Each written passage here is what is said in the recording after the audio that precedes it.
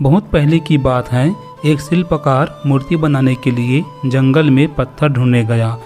वहाँ उसको एक बहुत ही अच्छा पत्थर मिल गया, जिसको देखकर वह बहुत खुश हुआ और कहा, यह मूर्ति बनाने के लिए बहुत ही अच्छी है और सही है।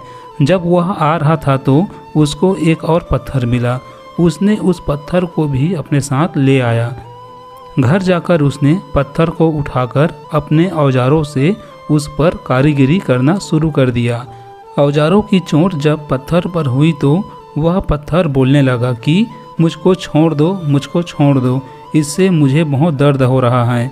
अगर तुम मुझ पर चोट करोगे तो मैं बिखर कर अलग हो जाऊंगा। तुम किसी और पत्थर पर मूर्ति बना लो। पत्थर की बात सुनकर शिल्पकार को दया आ गई। उसने उस पत्थर को छोड़ दिया और दूसरे पत्थर लेकर मूर्ति बनाने लगा। वह पत्थर कुछ नहीं बोला।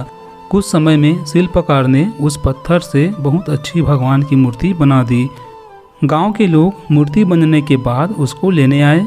उसने सोचा कि हमें नारियल फोड़ने के लिए एक और पत्थर की ज़रूरत होगी। उन्होंने वहां रखे पत्थर को भी अपने साथ ले लिया और मूर्ति को ले जाकर उन्होंने मंदिर में सजा दिया और उसके सामने उसी पत्थर को रख दिया। अब जब भी कोई व्यक्ति मंदिर में दर्शन करने आता तो मूर्ति को फूलों से पूजता था और दूध से स्नान कराता था और उस पत्थर पर नारियल फोड़ता था।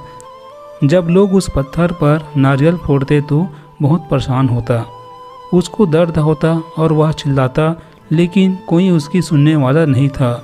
उस पत्थर ने मूर्ति बने पत्थर से बात करी और कहा कि तुम तो बड़े मज़े से हो, लोग तो तुम्हारी पूजा करते हैं, तुमको दूध से स्नान कराते हैं और लड्डुओं का प्रसाद चढ़ाते हैं, लेकिन मेरी तो किस्मत ही खराब है, मुझ पर तो नारियल फोड़कर लोग जाते हैं।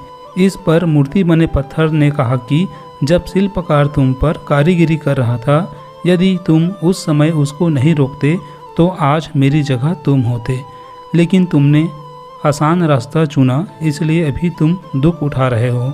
उस पत्थर को मूर्ति बने पत्थर की बात समझ आ गई। उसने कहा कि अब मैं भी कोई शिकायत नहीं करूँगा। इसके बाद लोग आकर उस पत्थर पर नारियल फोड़ते गए। नारियल टूटने से उस पर भी नारियल का पानी गिरता था और लोग मूर्ति को प्रसाद का भोग लगाकर उस पत्थर पर रखने लगे।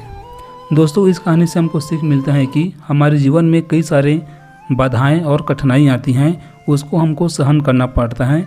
जो सहन करते हैं वह उस पत्थर की तरह पूजा जाते हैं।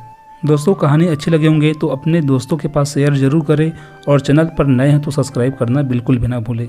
मिलते हैं अगली और ऐसी इंटरेस्टिंग और रोचक कहानियों के साथ। तब तक के लिए टाटा बाय बाय, नमस्कार।